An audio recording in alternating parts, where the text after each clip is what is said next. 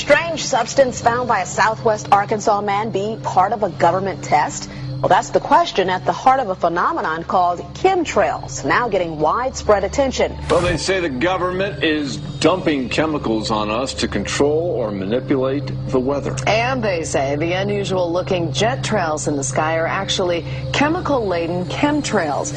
People say the government is up there in airplanes spraying all kinds of chemicals to change or manipulate the weather, leaving what you see there, and they call that a chemtrail.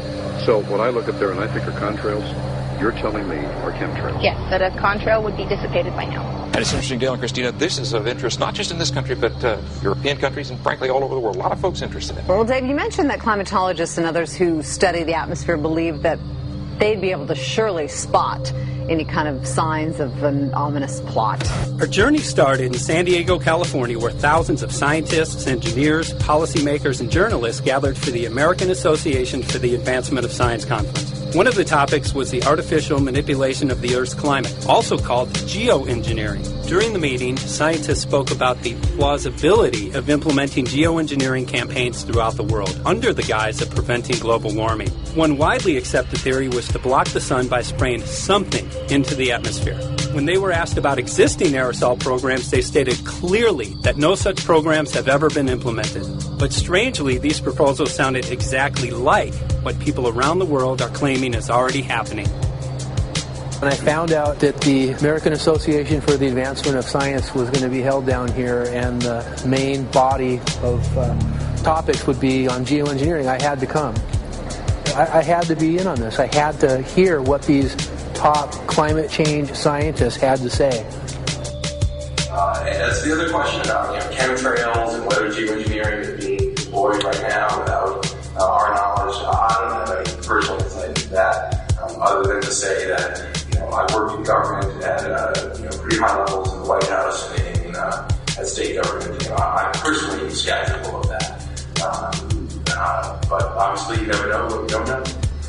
Chemtrails. On the internet, they are cited as proof of the government creating clouds to combat global warming. They claim the American government, with the secret approval of the national government, is covertly using jet aircraft to spray population centres with aluminium, with barium, and with strontium so as to reduce people's immunity and reduce the global population. I'm always a little bit suspicious because the government doesn't seem that capable to do something on such a large scale. That is not rain, that is not snow. Believe it or not, military aircraft flying through the region is dropping chaff. Small bits of aluminum, sometimes it's made of plastic or even talicized paper products, but it's used as an anti-radar issue, and obviously they're up there practicing. Now, they won't confirm that, but I was in the Marine Corps for many years, and I'll tell you right now, that's what it is. And what happens here, military jets, some come out of Key West Air Force Base, and they move off into the atmosphere, and they drop mylar strips. Some could be a little wider, some are small glass fibers that are coated in aluminum. And what the Air Force does is they take their military jets and they dump these out of the aircraft, they fall into the atmosphere, and some take as much to a day to fall down. This is inevitably military or something going on. The government, the Air Force, you see this kind of a pattern like this, you can rest assured there's something going on. They're actually little bitty magnetic and little bitty strips of, whether it's aluminum. Well, it's a nuisance to you and I to determine what's real and what's not, but it looks like it is a life-saving operation there for the military. The apparent motive behind this conspiracy theory is one world government. Order, I cannot hear. Mr. Speaker, I want to assure the House that both my ministry and my colleague, the Minister of Health, who have received correspondence on this issue, that this conspiracy theory does not have an iota of truth, and that the trails observed from aircraft simply come from jet engines. Question number 9 of order. And I think what an appalling example it is of the new Foreign Affairs spokesperson for the Labour Party that she's spreading conspiracy theories about the United States government. The House has heard sufficient. It is called geoengineering, fighting global warming by putting a chemical dust in the atmosphere and reflecting harmful radiation back into space. We take geoengineering to mean deliberate, large-scale intervention in the Earth's system. There are a variety of schemes that have been discussed for geoengineering. A classic example is injecting reflecting particles into Earth orbit. Nevertheless, there might be some good reasons to think about alumina. It turns out, first of all, there's been a lot of work on the environmental consequences of alumina in the stratosphere. The big deal really is that alumina has 4 times the volumetric rate of forcing for small particles as does sulfur. And that means you have 4 times less surface area for the same rate of forcing. And this is a much bigger deal. You have roughly 16 times less the coagulation rate. And that's the thing that really drives removal. So you could get away, we think, with much smaller mass fluxes. So that's why we see things like in the use aircraft patent from '89, they talk about aluminum. And that's why we're seeing in the surface water samples aluminum. And here's David Keith saying that aluminum has 4 times the reflective volume surface area. So they'd like us to think that we're talking about sulfur, but here they slipped up and let it out that aluminum is 4 times better to achieving their ends, and it sounds like it's going to be one they don't want us to know the effects of. The little picture is from a nanofabrication study, which shows you can make very high quality, and do this in just a jet in a very simple way, make high quality alumina particles just by spraying aluminum vapor out, which oxidizes. So it's certainly in principle possible to do that. There's a big literature that's already looked at that.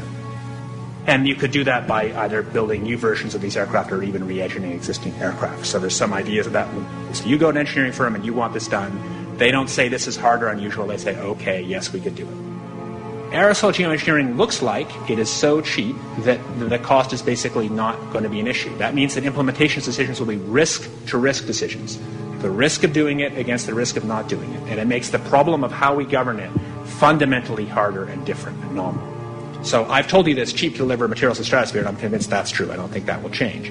But I think the more we do research, the less easy this will look, the more complicated the environmental effects will look. And that's a good thing, because right now it looks too easy.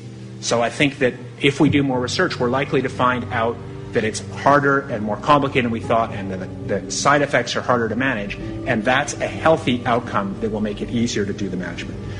Of course, the opposite reaction is possible. It's an empirical question, how people will actually react to knowledge about this. Another reaction is to say, if these crazy scientists are so concerned about putting CO2 in the atmosphere, they want to think about these things, then that might actually mean we should be more serious about the risks of CO2 in the atmosphere. And by the way, it's not really a moral hazard. It's more like free riding on our grandkids. And by the way, it's not really a moral hazard. It's more like free riding on our grandkids. Numerous air quality studies, including from CARB, California Air Quality Resource Board, have named submicron-sized particulates as being particularly harmful for human respiration. Through all the discussions today, I have not heard any mention of this fallout, and has this been studied, and also the effects of a highly reactive metal like aluminum on toxifying soils and waters?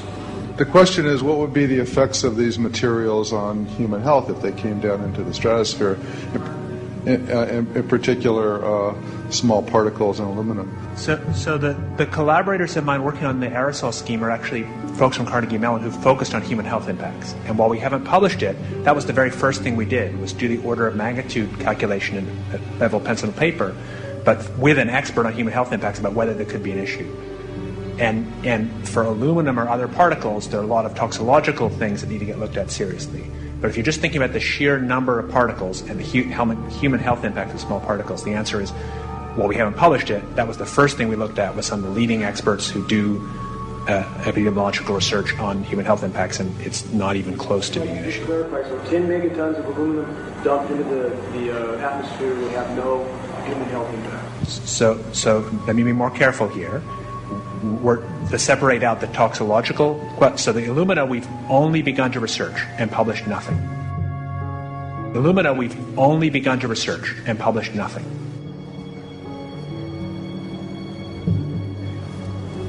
Dane looked at him and he said, so you're telling me that spraying 10 to 20 megatons of aluminum, as you said, would have no human health effects? He took a deep breath and he swallowed and he said, let me be more careful here. We haven't done anything serious on alumina, and so there could be something terrible that we'll find tomorrow we haven't looked at it. And that, for me, that was the whole main point of what is going to be coming out to the public. It's the damaging effects of aluminum that are being found around the world in massive amounts. Here's David Keith confronted on this very issue, and he looked, at that point like they just let the cat out of the bag. Mm-hmm. we haven't done anything serious on Illumina, and so there could be something terrible that we'll find tomorrow we haven't looked at it. They're proceeding because they have an agenda that's separate from trying to thwart this crisis of global warming. You know, there's obviously several other objectives, whether it's depopulation, control, weapons aspects, communications aspects, all kinds of things, you know, wild cards that we know nothing about. We don't really know, and I'm not going to attempt to speculate on exactly what the agendas are, but we can see clearly the agendas are not benefiting mankind. You know, it's benefiting the agenda of the elite. And so I think the question is, how do you draw the line between some activity that is allowed and doesn't need global governance and activities that do require global governance? Dr. John Holdren has agreed to serve as Assistant to the President for Science and Technology and Director of the White House Office of Science and Technology Policy. I look forward to his wise counsel in the years ahead. My personal opinion is that we have to keep geoengineering on the table. We have to look at it very carefully because we might get desperate enough to want to use it. So what would we do if in year 2040 or 2060 there's a severe climate crisis, say widespread famines or Greenland sliding suddenly into the ocean? That the only plausible way in which we could start the Earth cooling this century is to directly intervene in the climate system, say by putting particles in the stratosphere. We do stuff in the stratosphere all the time, of course, and so it's not as though the stratosphere is absolutely pristine. But you don't want to have people going off and doing things that involve large radiative forcings or go on for extended periods, or for that matter provide lots of reactive surfaces that could result in significant ozone destruction. You know, maybe I'm putting a particle into the atmosphere because I'm trying to make money, or maybe I'm putting a particle into the atmosphere because I'm engaging in scientific research and trying to understand cloud physics, or maybe I'm putting this particle into the atmosphere because I'm trying to make it rain locally to seed a cloud and get more snow on our ski slopes. And this obviously raises all kinds of questions. It's hugely risky. It will likely negatively impact some people, but we might find ourselves in a situation where those risks seem worth taking. One of the things that really shocked me was in one of the breakouts they had the benefits of these programs and then the risks. Now the benefits, the one thing that was stated was the just cooling the planet. You know, some of the risks were ozone depletion, droughts in Africa and Asia. I got to tell you, I came away from this experience after listening to these scientists for 4 days of symposiums, really concerned because it's clear now that they are justifying, rationalizing, and looking to legitimize some really, really horrible impacts, further impacts on our environment. And they're basically formulating the sales strategy and the implementation and oversight strategy and the funding strategy. After San Diego, I was shocked by the programs that had been proposed. I decided to write about it. That night when I finished, I sent the article to an online publication with my email address attached. When I woke up the next morning, my inbox was flooded with responses from around the world. Why? Because I had just broken a story on aluminum in geoengineering models, which I had no clue at the time that very few people knew about. Now, this metal, aluminum, is being found in massive quantities way above normal levels all over in rain, in soil, and in snow. After that, the calls started pouring in from people who were desperate for someone to investigate. That was the fuel that started the film. Before we started filming, we had the opportunity to sit down with one of our favorite authors and documentarians, G. Edward Griffin, to find out what he knew about the subject. I'd like to talk for a minute about an issue that's getting more and more attention. That's the issue which scientifically is called stratospheric aerosol geoengineering, also called the chemtrail issue. I'm very aware of the chemtrail versus contrail controversy. As far as I'm concerned, it's an open and shut case. I have been watching the development of jet travel from its very beginning. I used to live near the Los Angeles airport. Remember when the first jets came in and landed, man, they made a big noise. We never heard a noise like that before. And we used to go down and sit at the end of the runway and watch these jets come in and take off because it was a novel experience. I've been watching jets all my life, and I know about jet contrails. I've watched them. They're vaporized moisture, ice crystals, and they get out there in the atmosphere, and then they effervesce and evaporate and then disappear, and you can see them. The plane moves along, and the little white trail follows right behind it, and usually about 10 or 20 lengths of the plane or thereabouts, and then it's gone. And you can still see them that way, by the way, once in a while. So there goes a contrail. These other things we're talking about are not at all the same phenomena at all. These planes go by, and they billow out this white smoke, and it covers the sky from horizon to horizon. It doesn't dissipate at all. And they crisscross each other. And you see this thing cover the sky and turn it milky, and then people start having trouble breathing, and then you hear stories about the aluminum and barium deposits that they're picking up and the residue. And you put it all together, and I don't see how anybody who's got their eyes open and their mind open can come to any other conclusion but that somebody is spending a lot of money and effort to spray the planet. The question is, why? I have my own theories, but I hope that there will be some good investigative reporters go out there and get us the answer. I know that whenever it's finally discovered, and it will be, the people who are doing it will undoubtedly say, oh, well, we did it for you folks. It's for the greater good of the greater number. It's for the society. It's probably to prevent global warming. Or maybe it's to inoculate people against some kind of a dreaded biological attack. We can't go around shooting everybody in the arm, but we can spray them and save their lives. You see how good we are? We're doing it for the benefit of society. I know they're going to, whatever it is, they're going to say it was for your good or mine. Think if we had the ability to steer hurricanes, and the hurricane was going to slam into New Orleans.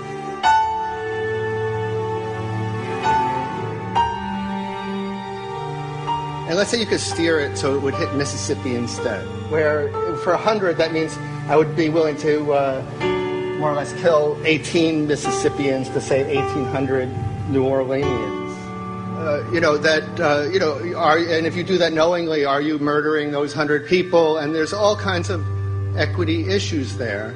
Now, also, we might be wrong about our steering, and if we didn't do the research right, maybe our steering would intensify Katrina and even kill more people in New Orleans. And so this question of how do you develop the confidence to know that your intervention will reduce overall damage, and then how do you deal with the understanding that you might be damaging some people who wouldn't have been damaged before while saving people overall? The spraying appears to be mostly in NATO countries. I've seen it here in the United States. I've seen it in England. I've seen it in Scotland. I've seen it in Canada. And I've had reports from people who live in France. There's a grouping, there's a political grouping here of some sort. It's international in scope. It's not just an American phenomenon. It's international. And anybody that wants to investigate that, I think, has to take that fact into consideration. They're going to find a political grouping and a political motive here. But in my humble opinion, it's not in your good or mine at all. I don't know what it is, but we'll soon find out.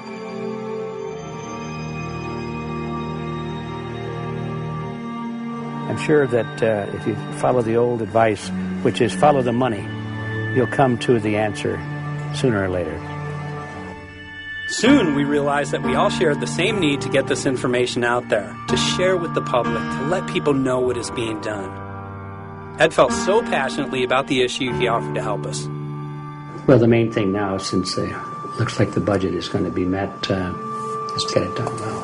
We don't come off the tree knowing any answers at all. Yeah, we're not scientists. We're just asking questions, exactly. And we've got to be very skeptical about the answers. That's it's totally accurate, totally honest. Why can't people see this? They're not hearing it. They don't know that the facts are not being presented. We're very lucky, you know that? Look at this opportunity that's been dumped on us. I know. Opportunity. It's, well, this, It really is. This This is going to be a battle, I know that. A challenge and a battle, but I mean, why are we here if it's not for that? We're going to go to a short break with DJ Foxy. Can't go to get home tomorrow, so it's going to be you for the moment. I'll call him again. So. Sounds good. I saw the sky crisscross with chemtrails, and I can't remember if it was in L.A. or I was on the road, but I had looked up one day, and I thought, look at that. That's not the flight path, man. That was a grid, a regular grid. Yeah.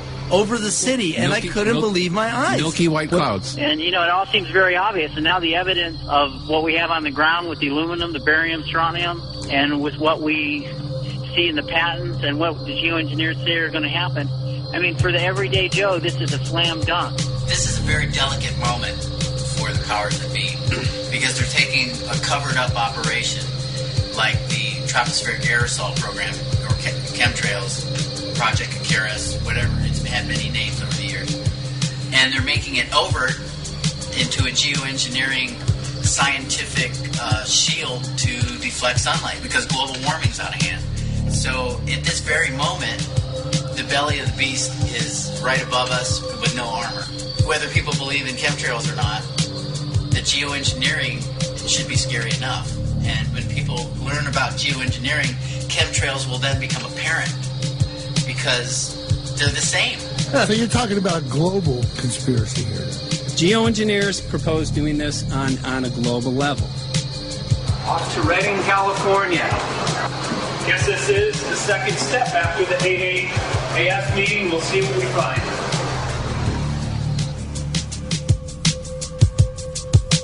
Right here in Northern California at Dana Wigington's house. He owns over 2,000 acres overlooking Lake Shasta. He told me about some of the challenges that they're having up here. Let's go and talk to Dane. We'll see, what's going on his property. We'll see what he's going through and also what action he's taking based on the test results that he has.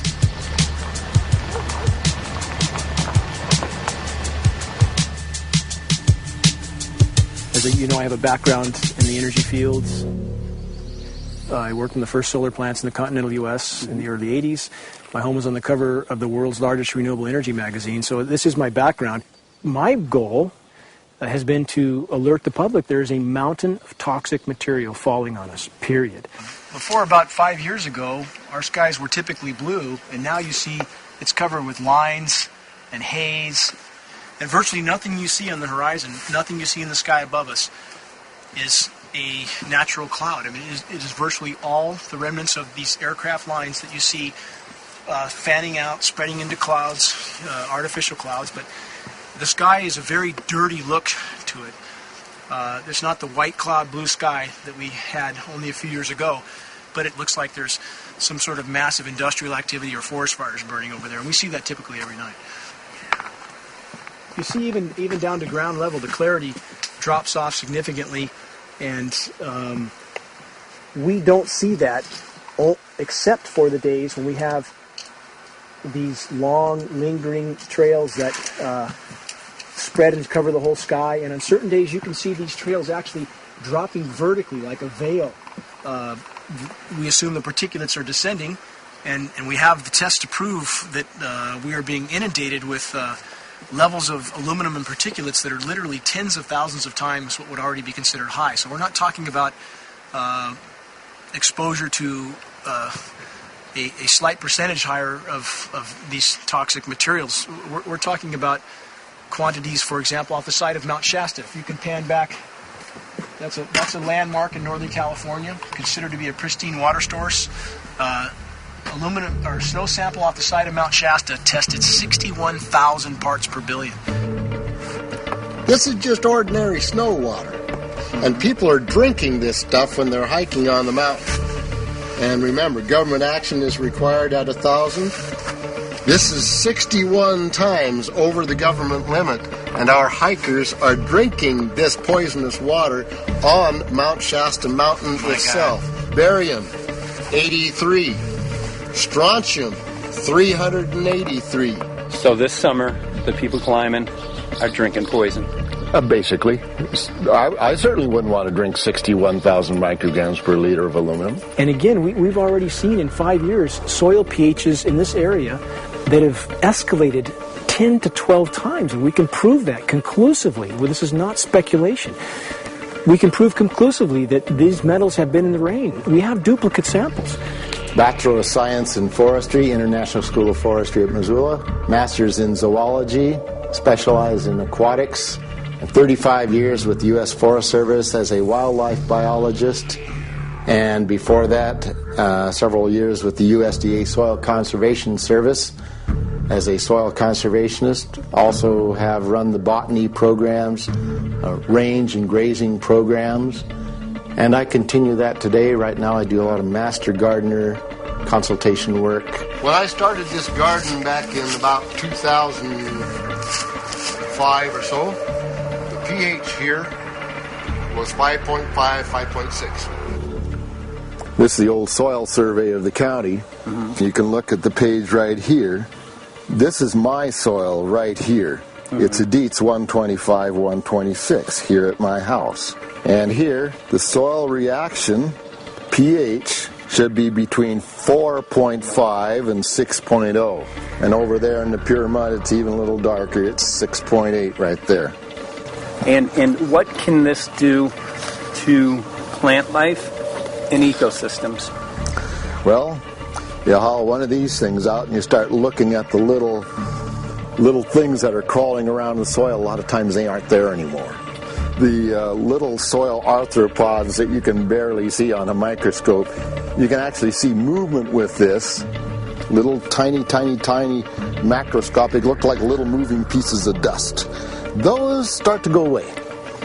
They're not gone entirely, but they start to go away. This is black oak acorns. You know, this is pieces of cedar wood. You know, come on, folks. This should be very acid, and I'm getting 10 times higher than expected. There's something really wrong here. Well, you can see all those reports, lots of them. Have over 20 reports here. Well, at least 20. I'd say it'd be closer to 30. All revealing dangerous amounts of aluminum and barium. You know, the science is there that something funny is happening. And the naysayers say, well, so what? Isn't neutral good? Well, no, neutral's not good. Neutral is not good. If your soil is supposed to be 5.6, it should stay 5.6 if you want the forest to be healthy. And if you want to grow a good garden, you have to keep your pH around 6.0, 6.5. I think that we just need to wake up and just look at what's happening, because we can't just ignore it, because it's going to get worse and worse if we just keep ignoring it and pushing it away like, oh, that's nothing. There was mason jars, and they were brand new, sterilized, and that's what we catch the rain in. And then there was a HEPA filter that we tested the air with. Okay, so you caught rain and then you basically filtered air. What did you find? Aluminum and barium. Here's another test that's revealing 375,000 parts per million aluminum, barium at 3,090, and strontium at 345. Yeah, that's from a lined pond. With EPDM fish-safe pond liner. There is no chemicals, manufacturing materials at all in that pond liner that's available to the aquatic life. It's designed for that purpose. The well that feeds this pond has been tested and retested. ND, no detectable aluminum, 0. The only other place this pond can receive water is rainfall. We are located on a filtered, forested hilltop, miles and miles and miles away from any industry, highway, and so forth. After several heavy spray days, there was a film that we received formed on the surface of the water, and we tested that crust, and it was aluminum and barium. That after a year and a half's accumulation had 375,000 parts per billion of aluminum in it. It's literally toxic. We can say conclusively that what we see in the sky matches expressly what's outlined in numerous patents, and the materials on the ground match those patents. This material was not there 5 years ago. It is a recent phenomenon in the quantities it's in. It has escalated in some cases 50,000% in 5 years in the case of aluminum.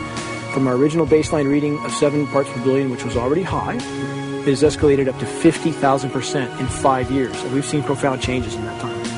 Dr. Leonard Time, PhD in chemistry. I cross-checked with him, and he says the oxides of aluminum, barium, and strontium will drive your pH into the from an acid soil like this up into the neutral. There's no question about it. And that's exactly what you see happening. Wow.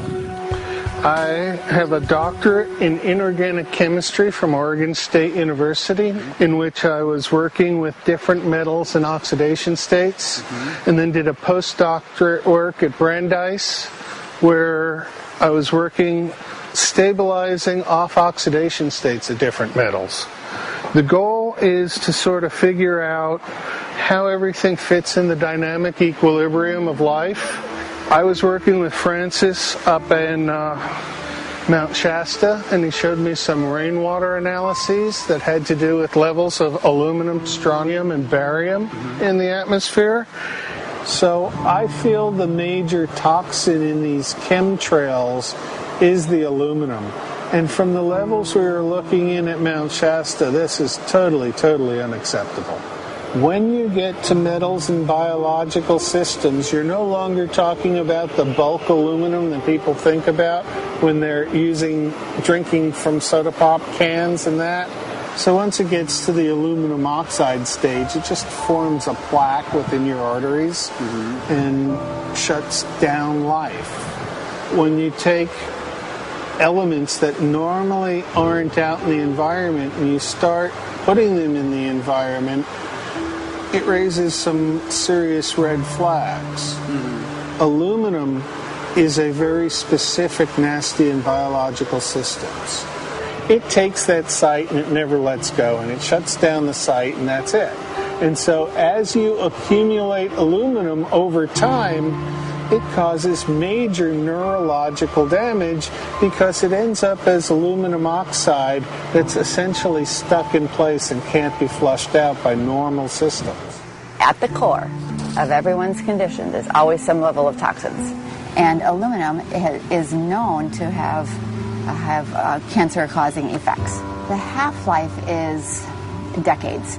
I think that we should be working on taking more of these toxins out of our environment instead of adding more toxins in. It's very concerning that if we add more toxins to our environment, that will be increasing the rates and risks of cancers. Even one patient is not worth it. So sad that they would consider putting aluminum in our environment to affect something when they could be causing so much more damage. Wherever the material is coming from, it is there. The amount of metal falling on us cannot be disputed. Absolutely, this is not speculation. The amount of metal in the last 4 years, as I said, have increased to a degree of thousands of times, and California Air Quality Resources Board has studied the aerosols from China. These metals are not amongst them. Mike, the reason I've chosen to focus so primarily on this issue is I feel all other issues are secondary. What could be a greater priority than not being able to walk out your door and take in a breath of air without sucking up heavy metals? If our land base is being poisoned, if our waters are being toxified, what will we have left to work with? Whatever we choose to focus our time and energy on, whatever our political beliefs, that this is a common ground for all of us. We must have air that we can breathe that's not full of toxic chemicals and metals. We must have water that's not completely laden with whatever is being emitted from these aircraft. And if people stopped to consider that the atmosphere is as thin as a layer of paint on a basketball, it is an extremely thin layer that allows life to exist on this planet. To simply treat it as a physics lab and experiment with it until it is broken beyond repair is folly of unbelievable proportion. And if people understood that this sort of experimentation not only is going on, but has been going on for a very, very long time. Going back 50 years, there's been countless climate manipulation, weather modification programs that the vast majority of the public is completely unaware of. And if they think that this is not true, that certainly that somehow they would have known if it was occurring, I would ask them to look at things like Agent Orange and the things that governments do because they can, because there's no one to stop them, because they have these huge military machines that want to control everything. And in fact, the government's own document, perhaps you may have seen, it's available to any online, is called Owning the Weather, an expressed goal of our government, and not just our government. He told the Associated Press that the American government has created weather tampering techniques so that the New World Order will be able to starve millions of Americans and to control the rest. There is weather control techniques. Number one, the entire patents on the equipment. Number two, Senator Claiborne Pell's complete statement and story of his own that not only does it exist, but that we even utilized it as far back as the Vietnam War. Well, Murph, we're going to do what we can. Let's see what we can do. You got the scientists behind you. The scientists are with you, so at least this scientist is with you. I may not have $1 million budget, but I've got enough to show that something's dreadfully wrong. You got it. All right. So Arizona will be this Monday, the 21st. Senator Johnson up in Show Low. So we're going to be in the car a long time.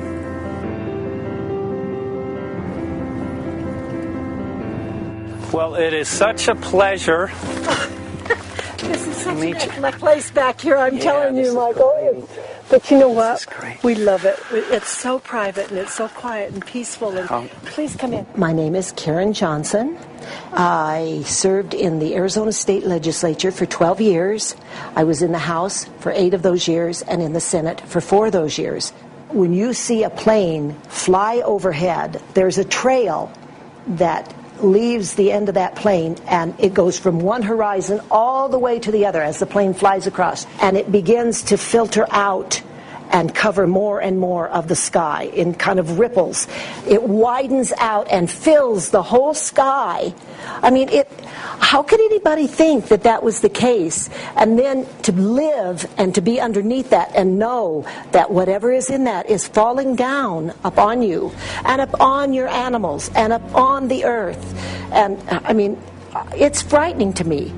And if people don't start really waking up and facing the fact that we've got people that are doing terrible things to us, and we had better wake up and fight back now. I mean, I'm the mom of 11 kids. I've got 35 grandkids. I mean, I've got a stake in this. I care about what is going to be left for my children. I care about it, and I'm extremely worried about what is going to be left to them.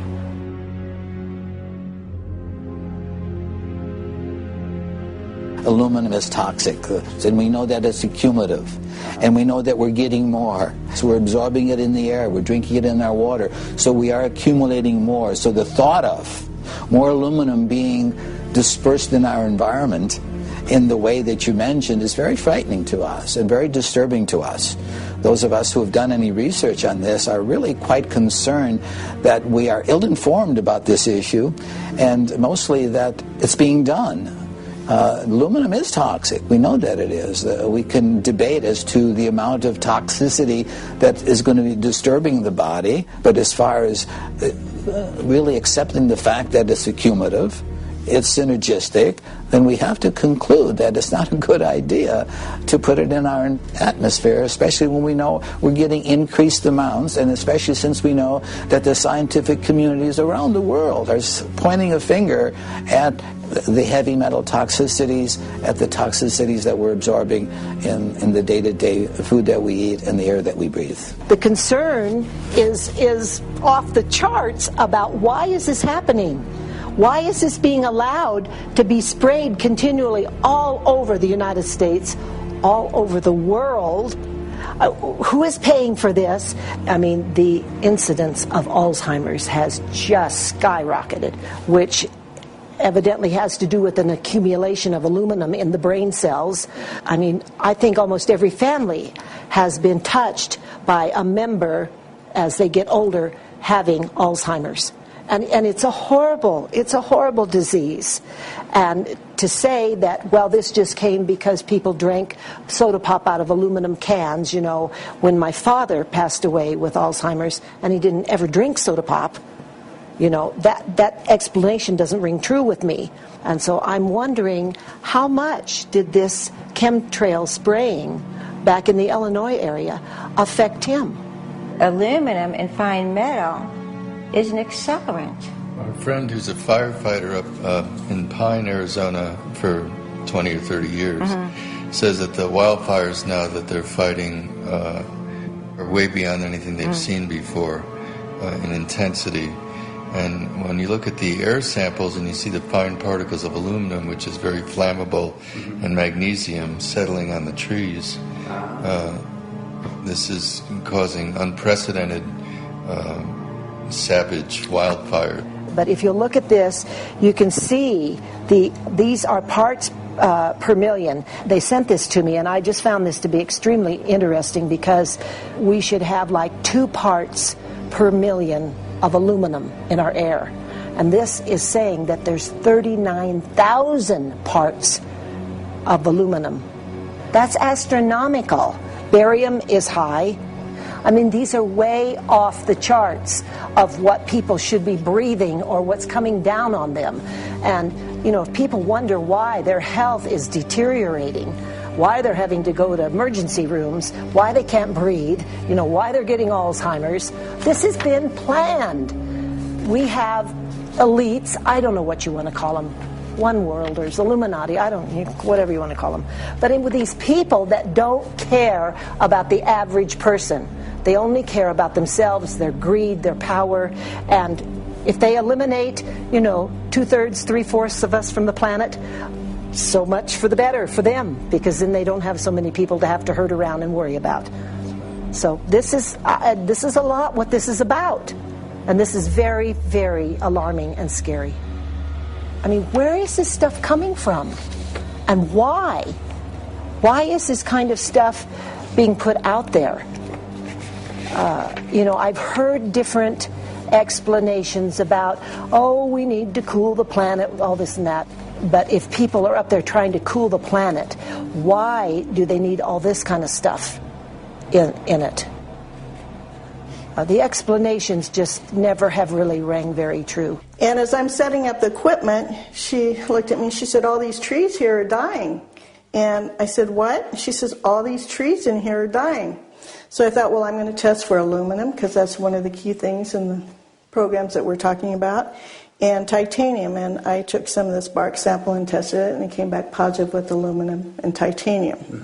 Then I started traveling around California, noticing the same thing. In Lake Tahoe, there was a lot of the same type of bark, all through Sacramento area and Davis.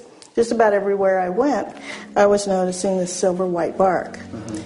What I think's happening is these chemicals are getting down and destroying the roots. And then as they come up, they're going out into the bark. Those 2 right there are the ones that are just, it just hurts so bad to see these 2, because look how old and big they are. We probably lost 40 trees right here on our 10 acres. Every week, every other weekend, we'd see another tree that was beginning to die. And I mean, it's just so sad, we just cry. And to think that that might have something to do with it, along with their other explanations, would really, really frost me. Every time you lose a tree, you know, it's not good, it's just sad. And there's another one over here in this little group of trees here. Don't you feel better when you stand up and fight than if you crawl down in a little hole and go to sleep? You know, I mean, my gosh, people, your families are out there, children are out there, your grandchildren. I mean, you've got to do something to help.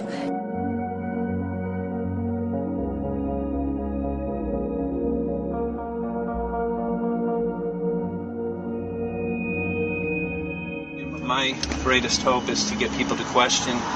And, hey, if they don't wake up while we're there, I'm hoping to plant some seeds. We're going to the most beautiful place on the planet, Hawaii, to see what's going on, collect some data.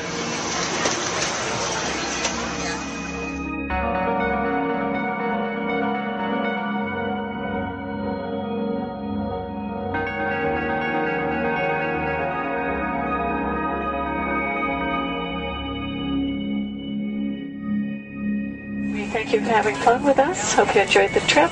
Have a great vacation and welcome home if you're lucky enough to live here. Thank you.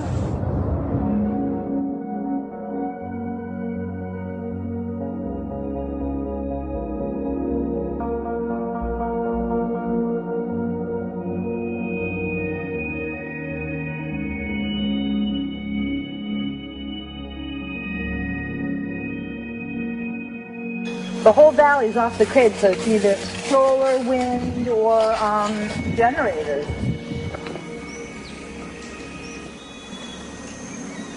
Look at this, man. Yeah, their mind can't even conceive of a dream of this. Right. Yeah, right. Even coming here, and one would never think, in paradise that it's getting destroyed. And they're doing it island style. They do it off the island, right? They do it off the island, so they don't, you don't see the chemtrail airplane. The theory is that they're spraying offshore, and it's coming in on the... And it's coming in. Now these are coming from the west. They're also spraying on both sides today. A lot of this stuff is actually chemtrails coming this direction. There's material that's blocking. We should be able to see to the horizon, where the Earth curves, because we're high enough and we have the ocean, right? So we should be able to see. We should be able to see the Big Island. It's only 30 miles away. And you can see it's not a blue sky behind it. That's the key. It's all has that kind of weird looking blue, like silver blue, I call it. And this is a nice day. There's no more blue sky.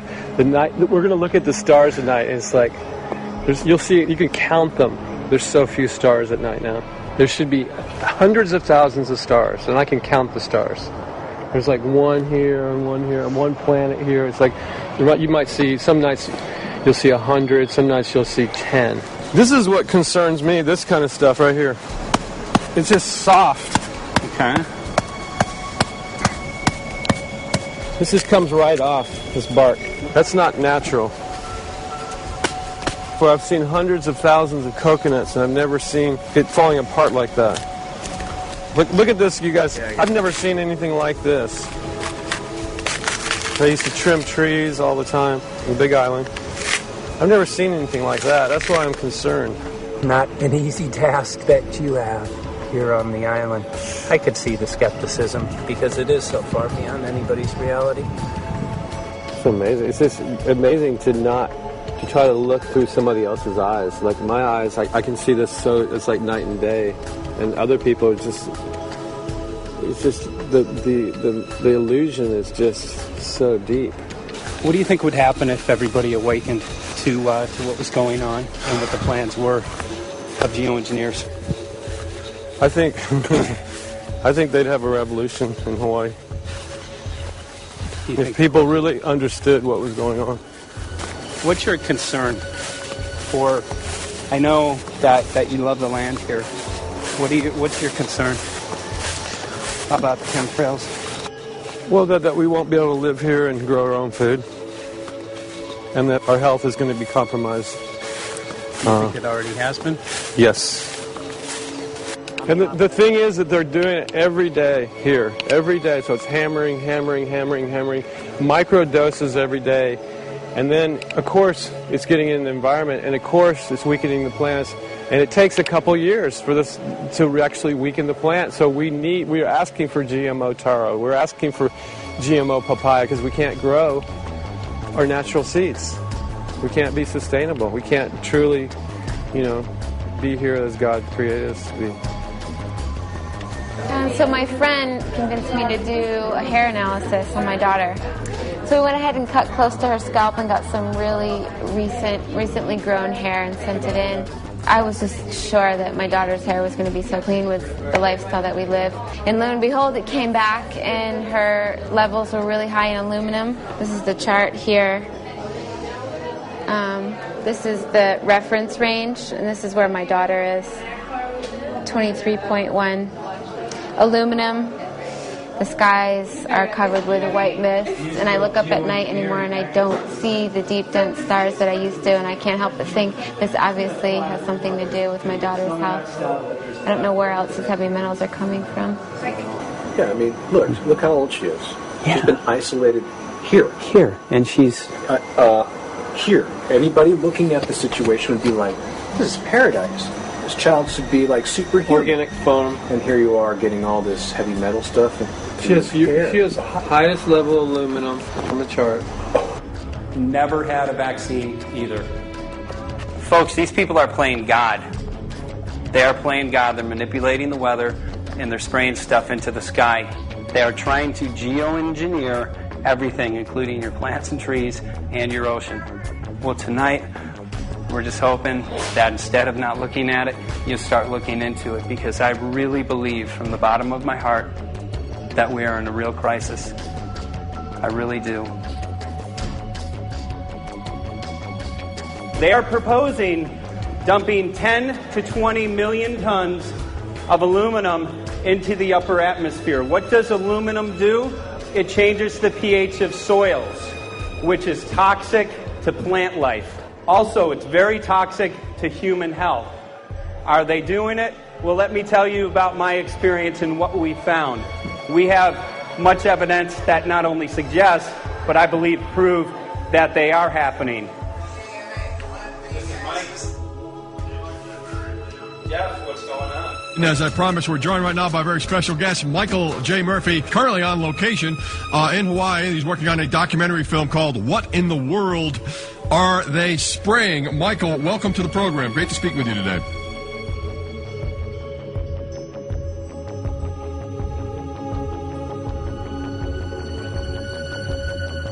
I had a friend who recently, he's always looking at things from a different perspective. He's a bit of a conspiracy theorist, you know. And he says that whenever the president comes to L.A., there's no spraying that week.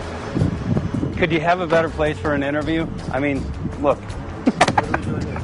Well, this is being done over our farms and over our things. So basically, they want to eliminate our ability to eat organic food, have clean water. So in some ways, it sounds to me like, and you know, again, it's just a projection, but it sounds to me like this is control. How do we control the masses? Yeah. How can aluminum be good for you in any? And what was the second chemical you mentioned? It's barium. Barium aluminum. Obviously, those are toxic to everything. To human health. To human health, to farms, to animals, to everything. 61,000 parts per billion. And there should be a government alert at 1,000? At 1,000, people are drinking this. People that climb the mountain, they're drinking that snow. It's poison. Oh my God, that's so disgusting. So that's 60,000 times above regulation. Exactly. 60,000 times above regulation. And I've talked to friends, and they're like, well, that's just ice. That's just condensation. And I'm like, you can talk to a second grader. Ice doesn't float in the sky and spread out that way, you know? You're not an expert, but you're a concerned citizen who said, wait a second. Who's actually doing the research. Yeah, you're doing the research, and that's what we need to do as Americans and say, you know what, I want to know what's going on. I want to know what the FDA is doing to my food. I want to know what the government's doing with my air, my water, and the soil. And, you know, it's just great what you're doing. And I just, my kudos to you for bringing light to this subject. Put all of the theories aside, just what geoengineers are proposing and what's being found is scary enough. So we can just address that. And I encourage more people to just step up and ask questions and do what he's doing. So thank you, Michael, very, very much. Aerosol spraying aluminum affects everywhere, and we have a beautiful tropical climate which I believe might be in jeopardy. So we wanted to not only come and bring the message of what people were finding around the world, but encourage people to test for the aluminum, strontium, barium. Essentially, I think it was an effective trip. I saw a lot of people here in Hawaii, in Maui, awake and not only curious but willing to look into this deeper, and that's my only hope. This is one of the boldest moves, I think, from Ed Griffin yet. This is the taboo topic that nobody's supposed to talk about, and that is aerosol spraying. Now, we've got tons of documented proof of errant aerosol spraying. It just blows my mind that the whole essence of humanity has always been to look up into the sky and ask why. Though there are no limitations, there's endless space, an endless universe. Now, in the 21st century, we're not allowed to do that.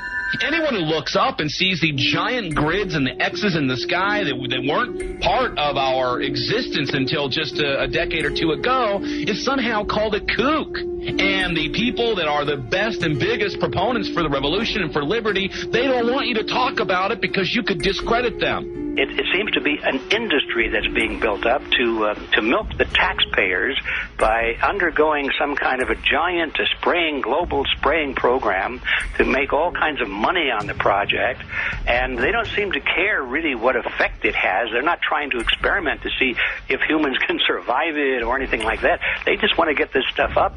And then we discover, as we're going further down the line, that there are companies generating genetically modified organisms, seeds, modified seed crops they're being engineered to resist the aluminum in the soil.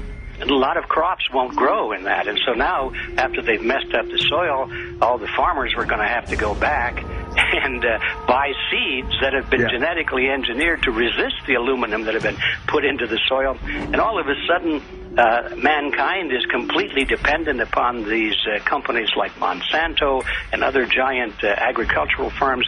You can't even grow natural seeds anymore. And we're looking at that. It's a shocking thing. I hope we don't find that that's true, but all the arrows right now are pointing in that direction. We get into cost-benefit analysis here because there's also HAARP could be involved in this. Geoengineering, as you guys mentioned, which is documented heavily in Dennis Kucinich's bill, that is the Space Preservation Act, which, by the way, I don't think got through Congress. And then Kay Bailout, as we call her here, Kay Bailey Hutchinson, also put together some legislation in order to qualify geoengineering, which, again, is supposed to save us all from global warming. But it is cost-benefit analysis because they can benefit on so many different levels. Ed, that's how they do everything, isn't it? That's right. And, there's an old adage, if you just follow the dollar, follow the buck, you get to the source of the problem. And it looks to me like there's a tremendously profitable industry being built up right now around this concept of geoengineering or weather modification or reducing global warming and all of these other things that can be sold fairly easily to an unsuspecting public. They all say, oh, well, that's good. We don't want global warming, And so they put up with this, and they don't question, they don't criticize. But behind the scenes, you see a whole industry being built up, which is, as I say, tremendously profitable, and the money for all of that is coming from the taxpayers. And it's a scam is basically what it is. We're just focusing on the one area that is real easy to prove. There's no speculation in the area that we're going into. They definitely are doing this geoengineering. They definitely are talking about it. They're working up formulas for it. They're putting together strategies for it. They've got funding for it. Everything is in place. We don't even have to go into those other areas to make the case. Okay, let them believe that, but at least they must understand that there's no question that they're talking about it and planning to do it. And so shouldn't they be equally alarmed about what they're going to do if it can be shown that barium and aluminum and some of these other toxic metals are very destructive to the planet and destructive to human health? Isn't that enough? How many issues do we need to crank into this? And so, if you're going to kill the planet and kill the population, do we need any other reason to be alarmed? What in the world are they spraying? Thank God people are asking this question. That's all we want. We just want to be able to ask these questions. Our good friend G. Edward Griffin, all these years, Mike Murphy and Paul Wittenberg are doing this great effort with your help. This is a community effort to get people real information. What in the world are they spraying? Any final quick comments before we're out of time? And my only final thought is that we asked the question, what in the world are they spraying? And we now know what it is. And folks, you're not going to like it.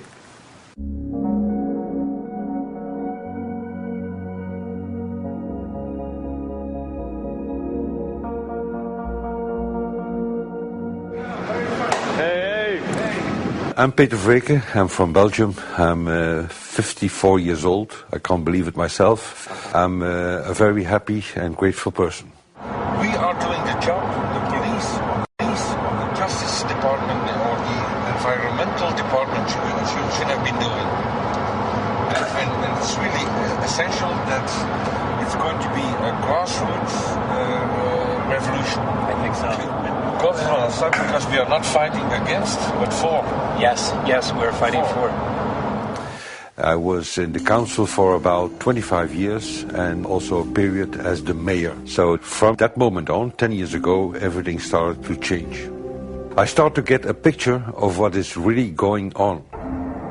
And it became crystal clear to me that we, humankind, have been manipulated and dominated and exploited for centuries. And this chemtrail phenomenon made me angry because I was so helpless.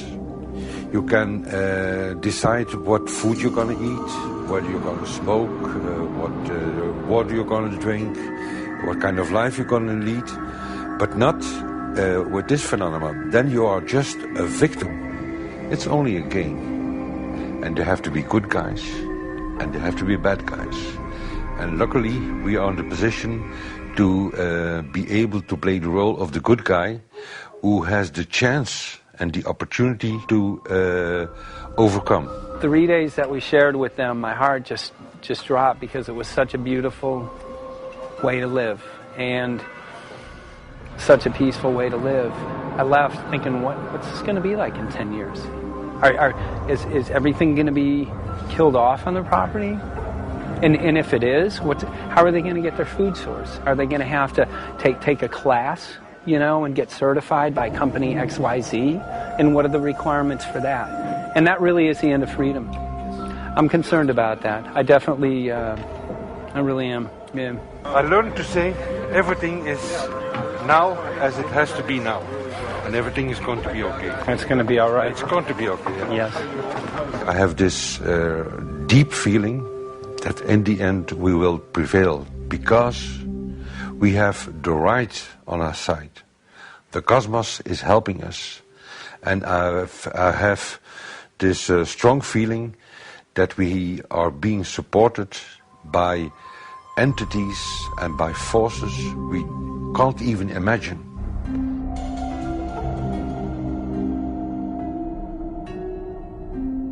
Here for the first time we have this scientific proof that we are being spread. We are being spread, and it's incredible and it's hard to believe, but we are being spread. I think at this moment to stop is not an option.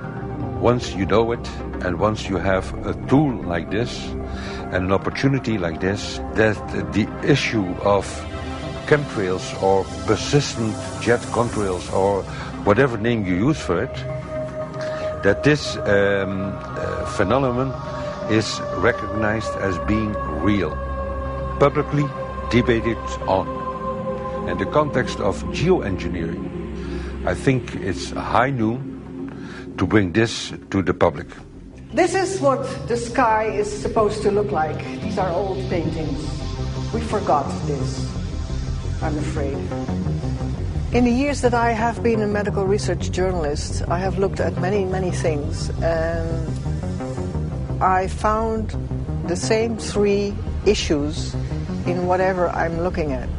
And that is that we are being dumbed down, we are being made sicker, and we are being made infertile.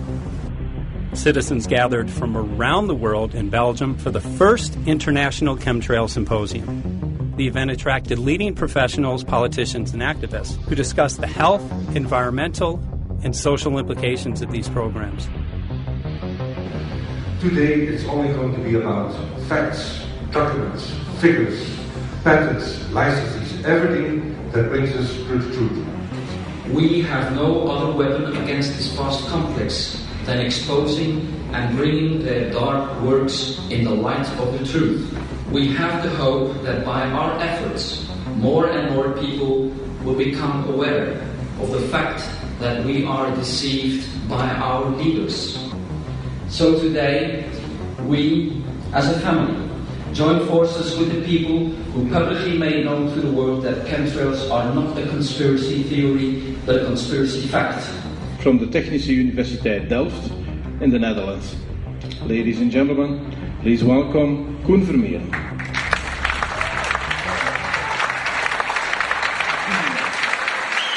Well, I'm Koen. I'm a university professor of Delft University of Technology. Usually people are with their heads to the ground in their own two-dimensional space and they don't look up. But if you do, you see more and more spaces like this. And it worried me too. I have no explanations to our students about these phenomena. And then I studied it myself and I found out that I couldn't give them the answers they wanted, because I think that the phenomenon is not natural. It's not natural what is happening, and the explanations that are given to us are not enough for me.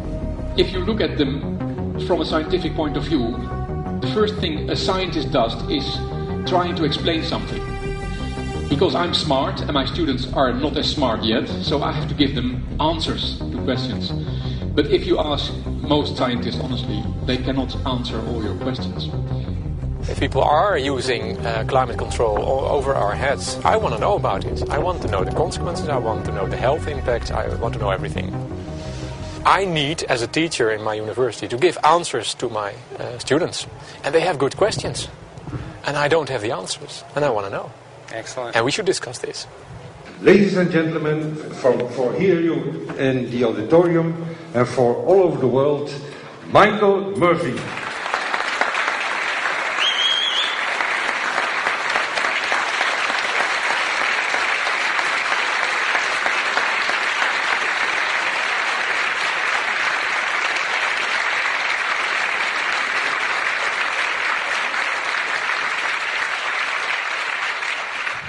Well, thank you very much. It's definitely an honor to be here in Belgium.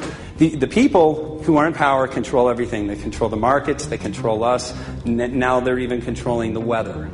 And they can use that for warfare applications. The one thing that they cannot control is what God had originally made, and that's natural organic seeds.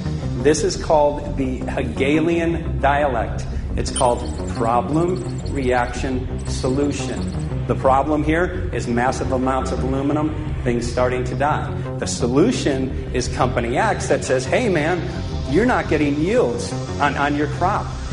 Everything's dying. But I got the solution. I got a seed that will grow in this environment. The only problem is now you have to start buying from me.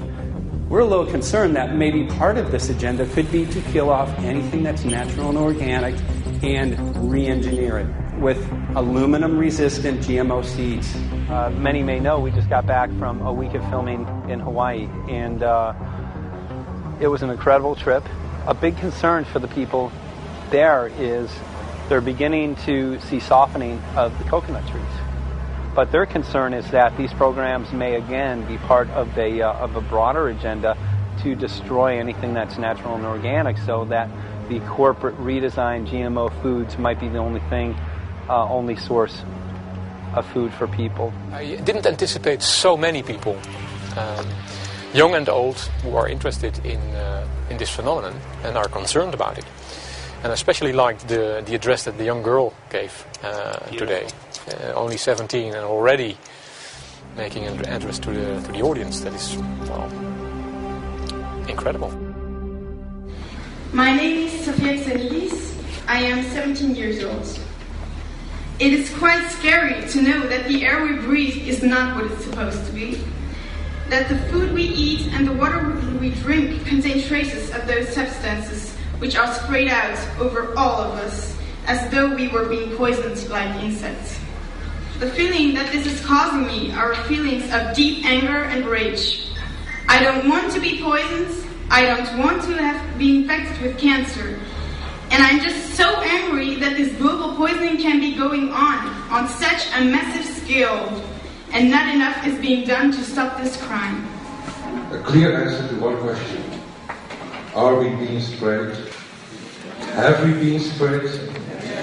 And is it their intention to spray again and again?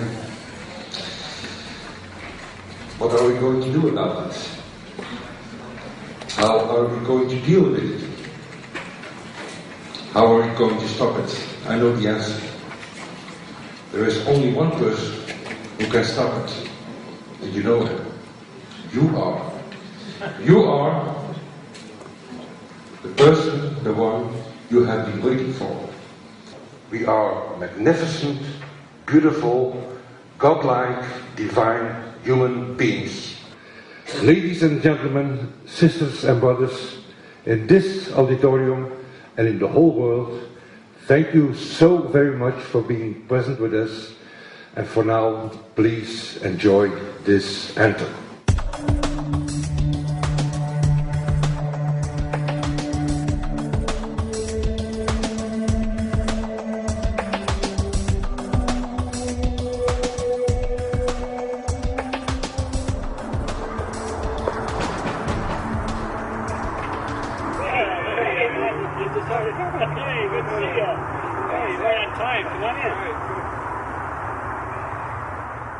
So, anyway, I'm glad that the weather's been good for you fellas so far. Just think if we were doing this in the wintertime, you might, if you're going to Washington, D.C., you might run into snow. Thank God we're not. That's right. You know, it's interesting because of the different weather modification programs. There's something like, I think, right around 32 in the continental U.S. alone going on. So the theory is that geoengineering is in part weather modification. You know, Mike, that's a very good point. There are so many subsets connected with this issue of geoengineering. People are writing to us all the time with information about the connection to global warming, the connection to weather modification. Some people think there's a connection with Morgellons disease. Others think it's kind of a means of transmitting electromagnetic impulses from the HAARP antenna system up in Alaska and Siberia. Boy, it gets your head spinning. And each area, I think, is worthy of investigation, but we have so little time. I think it's wise for us to stay focused on just the aerospraying and the toxic effect of these chemicals and the destruction of the planet and the damage to human health. What more do you need than that to convince people that we have to put a stop to it? So to stay focused, I think, is our mission on this one.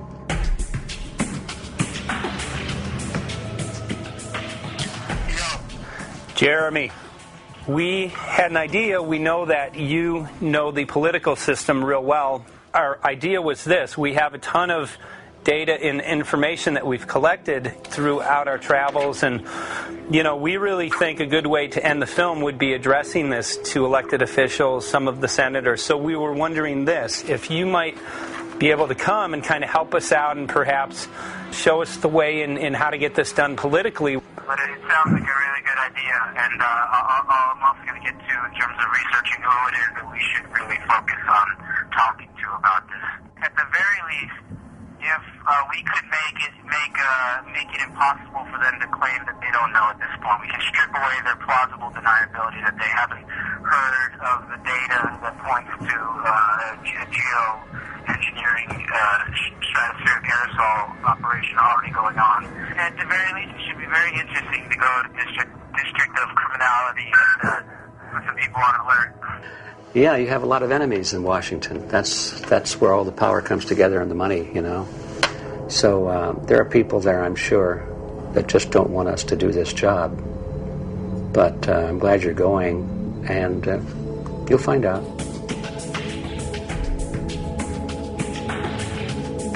We took the data to Washington, D.C. There we presented our elected officials with the following letter.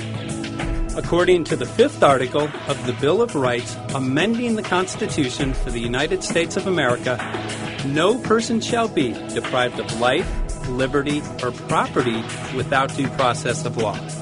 But the daily spraying is depriving all persons living within the United States of life, health, liberty, and integrity of our common and private property without due process of law. As a representative of the people of the United States of America, we insist that you do everything in your power to protect us and immediately put a stop to geoengineering spraying at once. There exists no justification, legal or otherwise, to poison the planet and its inhabitants. Now suppose that space aliens arrived on, maybe they're going to land at the UN headquarters down the road here, or maybe they'll pick a smarter spot. But suppose they arrive and they give you a box. Suppose they arrive and they give you a box, and the box has 2 knobs. One knob is the knob for controlling global temperature, maybe another knob is a knob for controlling CO2 concentrations. you might imagine that we would fight wars over that box because we have no way to agree about where to set the knobs. We have no global governance, and different people will have different places they want it set. Solar engineering is like chemotherapy. No one wants it. But we all want the ability to do chemo and to understand its risks, should we find ourselves with dangerous cancer. How long does it last up there? The lifetimes are years. What, years? A couple years. And then it precipitates out, or? Yeah, that's correct. No toxic side effects that we know of? The thing we always wonder about is the unknown. Yeah. So if you're thinking about, say, the acidification, it's clear that's not a problem. There's several studies that showed that. Right. But of course the concern here is with so little research, there may be some unknown that comes out of left field that bites us. My name's Mike Murphy. I'm a filmmaker in from Los Angeles. We're covering an issue called geoengineering. Okay, thanks guys. Senator, quick question about the issue of geoengineering. I'm afraid I don't know what you're talking about. And wondering if you were supportive of geoengineers' proposals of spraying 10 to 20 million tons of aluminum into the atmosphere. I should really get a briefing paper on it before I get an opinion. Oh, not a problem. Are you aware of the issue? Not completely. At all? Okay. Do you have a letter from constituents, and people have concerns? Yeah, We're making a documentary about the I don't know. You guys have credentials to be here? Yes, we do. We pass through security as well. Endowed by our creator. I think so. Please don't touch that. Please don't touch my property. You're lying. No, why? What did we lie? What did we lie about, sir? No, we're not. What are we lying about? Lying about what? It's a little unusual, huh? I haven't heard that. You're not aware of it? And it appears that these programs have already been deployed. You know, I haven't looked at that proposal, and so, why don't you let me review it? I can do that. Are you aware of? Actually, I'm going to go. Yeah.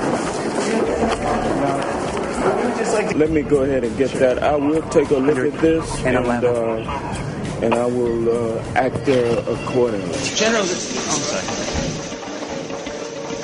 this program, this openly covert program of the aerosol spraying, stratospheric aerosol spraying, geoengineering, using tons of aluminum, spraying it up in the sky. I have no idea what you're talking about. Okay. Commonly called Chemtrails, sir.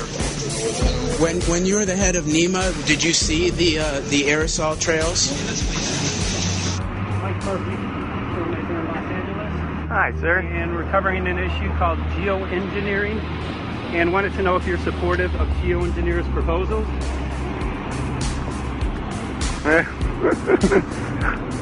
Congressman? Hey, Congressman. I'm wondering if you're supportive of geoengineers' proposals, which is dumping 10 to 20 million tons of aluminum into the atmosphere. Not familiar with that. Pardon? Not familiar with that. Okay. Can you make an appointment to my office? I'm not supportive. I haven't looked at it close, so I don't. Have you heard of the issue? Because it's becoming mainstream in public, and there are actually congressional committees which are being formed to talk about these programs. Mm-hmm. Yeah. Well, I think when we drop anything into the atmosphere, we should know prior to the effect of that, right? Yes. And if we don't have the knowledge as to what the effect will be, we shouldn't do it. I think there are 4 different options for thinking about deployment of geoengineering. The first one would be we just ban it. I would argue that one does not want to get too firm a restriction in place on small-scale studies early on because it'll tie the science hands. I think what the science community ought to be trying to do is say, if you do small-scale stuff inside this space, and it's a scientific question what that space ought to be, there shouldn't be a lot of oversight and restriction. Congressman? Excuse me. Hi, I'm Mike Murphy from Los Angeles, covering an issue called geoengineering. These guys are running from the geoengineering issue. I wonder why. I'd have to talk to my staff. I don't know what your details on that are. Have anyone made you aware of the issue, or? Sir? Congressman, your committee talked about geoengineering last November. Are you in support of those proposals? I'd love to give you a paper. Geoengineering? Or you know nothing about the geoengineering issue? Never heard of it. They call it geoengineering, but... yeah, I never heard of it. It's nothing I've ever heard anything about. When we looked up in the air today outside D.C., we saw this stuff going on. Quickly, have you heard of geoengineering? No. The proposals to shoot 10 million tons of metals into the air. This committee, Science and Technology, covered it for the first time. No. No, I've never heard of it. So we were very concerned. How you doing? I'm fine. How are you? So what? We spoke with Congresswoman Watson's office, and her press secretary, Ms. White, was familiar with Representative Kucinich's Space Preservation Act, which mentioned chemtrails and the weaponization of the atmosphere and space, and then it was pressured to be taken off the bill. Did you see the aerosol spraying going on today over the Capitol? Congressman? Geoengineering carries with it a tremendous range of uncertainties, ethical and political concerns, and the potential for catastrophic environmental side effects. He's not one to do interviews very often, so not unless we usually really pressure him into it. Okay. So don't, all that is, don't hold your breath. As chairman of the Committee of Jurisdiction, I feel a responsibility to begin a public dialogue and develop a record on geoengineering. We want to know if you're supportive of their measures by spraying 10 to 20 million tons of aluminum into the atmosphere? No, I think we need to have more research. Okay. And about the issue of current deployment, there's literally a mountain of evidence that many people believe proves the deployment of these programs. Any knowledge of that? No, there's certainly not a mountain of evidence. But I do support research into geoengineering, and I also support looking into the international governance of that. Okay. I hope anybody that has studied it knows, at least I think, that it's a radical proposal, and I hope we don't have to use it, but there may come that point in time where we do. Now, if we could provide you with the evidence that suggests that these programs are and have been ongoing, would you be willing to address this publicly? We've had about 3 or 4 hearings on it. We have addressed them publicly. Well, not about the proposals, but about the current deployment of these programs. Citizens. I don't support the current deployment. I think we need to have more research, and they have consequences that go beyond one nation, and so I think that there needs to be governance to that. Governance is not simply an issue of deployment, but governance before deployment in terms particularly of large-scale scientific fieldwork.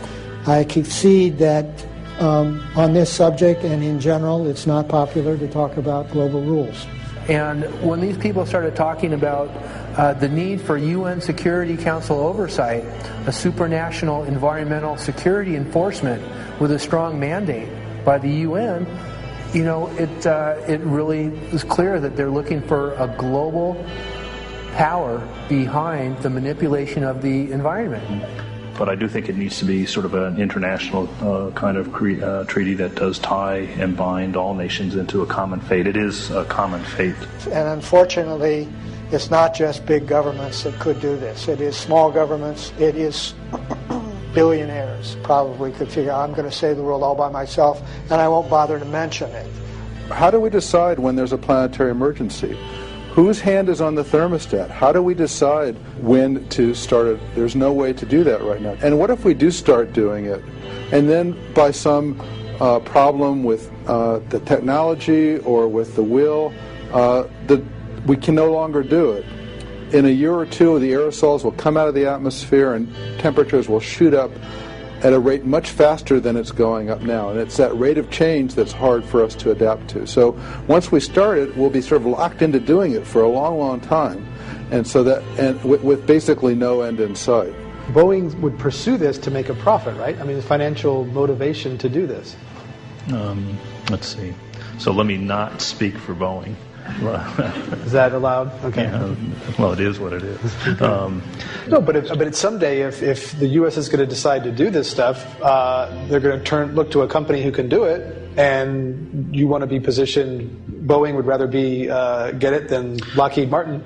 So certainly we have an industrial base that helps the country take on technologies and large-scale challenges like national defense. And we do that both for a profit motive as well as, I think, as a national service. So I think it would be truly disastrous if, we discovered a few years from now that there was a black program that some government had stood up to sort of learn on the quiet how to do this. It's pretty clear you can cool the planet, but you will not and cannot bring it back to exactly the same climate state you started with.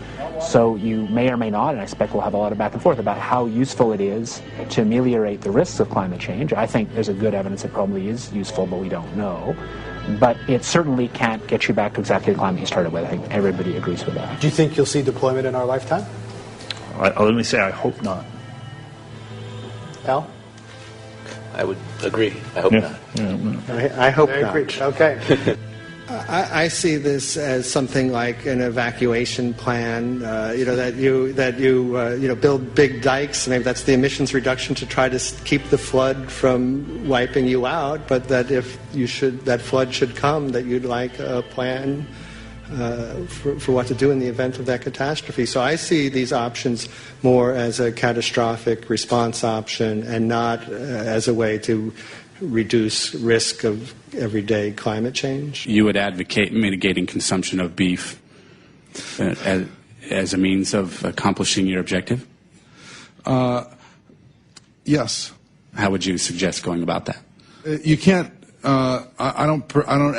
I mean, it's your job to decide what to tax and what not to tax. Obviously, if you wanted people to behave differently, you give them incentives and disincentives for behavior. But I'm sure that's the answer you want to hear, Mr. Smith. If only my time had not expired. Thank you, Mr. Chairman. Because there's literally aluminum and barium contamination found around the world, believed to be from these programs. Like, look, today over the Capitol, looks like they're deploying some type of aerosol. Did you see it? No, I didn't, but you see you. In a James Bond scenario, some rogue rich guy puts some airplanes in the air and sees the clouds. What is to prevent that? Okay, are you aware of the issue? You do it through the... Are you in support of those proposals? What if you're taking... I don't know anything about it. You're not. How do you get more information? I've got a chair here. Okay, we'll give you a letter on that. Yeah, this is a letter from constituents. Okay, great. Thank you. Excellent. And many people believe that these programs have already been deployed because mass contamination has been found. Geoengineering programs, stratospheric. Got it. Yeah. You brought it up. Okay. Spraying from airplanes. Okay. So what is happening, people from around the world are finding contamination. Let me take care of this and I'll talk to you when I come back. I'll be back here. Thank you very much. We see that even though we might make the average temperature of the planet about right, the rainfall patterns change some from today. And some places become warmer and some places become cooler. So there are going to be winners and losers in this geoengineering activity if we were to do it. But nevertheless, as David has said, there are reasons why we might consider doing it. Many people are deeply concerned about it because of the toxicity of aluminum, and it has been addressed to Congress in various committees. Would you take a look at a letter from some of your constituents addressing the concerns? Excuse me if I go. Okay. Can I give you a letter from constituents? Are you aware of their proposals of dumping? Gotcha. Thanks. Well, I'm not familiar with it, so I don't know what they're doing. Okay. Well, geoengineers are proposing just that, dumping aluminum and barium into the atmosphere. Why would they do that? Aluminum's a precious metal we can use. Well, the stated goal is to actually cool the planet. However, there's a... Sounds strange. Right. Exactly. So they're proposing dumping these metals into the air to block the sun, essentially. We're here to just find out what members of Congress are. I hope we would have a strong hearing on that before we decide to do that. I would hope so. And there's plenty of evidence that not only suggests that these programs have been deployed, because we're finding contamination of aluminum and barium on the rain, snow, and soil. Okay, thank you. Thank you. LA County has seen 200% increase of Alzheimer's over the last decade. Tons of ground and water samples showing high levels of aluminum all around our state. Why don't you give me all the information you have? I have some very good people I will assign it to. And if you get it to Mr. Lavelle, Okay. He's got my card and send me an email. And Lavelle. Okay. He's got my card and send me an email and Sounds great. We'll be in touch. Okay. We are investigating this, and there's literally a mountain of evidence that suggests that these programs are move going that uh, on. mountain over to us. You Let got us it. take a look at it. And look up, looking up into the sky, and you'll see some of it. Oh, okay. You will. You can All see right. the aerosols being sprayed out of airplanes quite a bit. Okay. So thank you. Yeah, the future of humanity is definitely dependent on it. So we're counting on people like yourself to take some proactive steps. So thank you very much, guys. You're very welcome. Appreciate Thank it. you. Thank you. Right.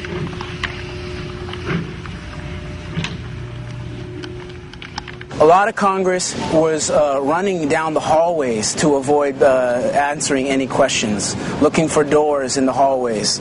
So apparently the war is against all of us, and we're all in a hostage crisis. People who took an oath to uphold and defend the Constitution are not only know this is happening, are participating in this. And all of us have a duty to stand up and speak out about it.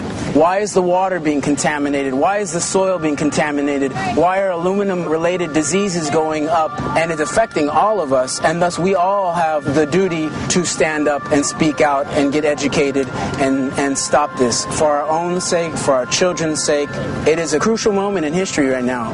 As human beings, we need to decide whether to live on our knees while being sprayed and poisoned every day, while being under a continual threat, or whether we are going to stand up and live as free human beings and seek truth, justice, peace, and freedom for all of God's children.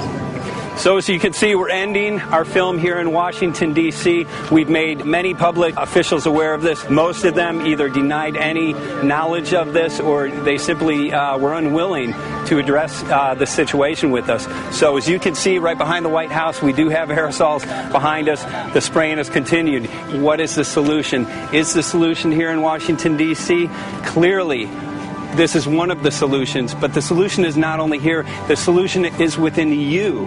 This issue affects all of us so deeply. So you need to look inside. Please get active, get involved, start spreading the word with growing awareness. About 90% of the population, we believe, is unaware of this issue, which means 90% of the people who normally might do something if they knew are not doing anything because they are unaware. So please look into your heart, use whatever skill you have to get the word out. The future of humanity is dependent upon it.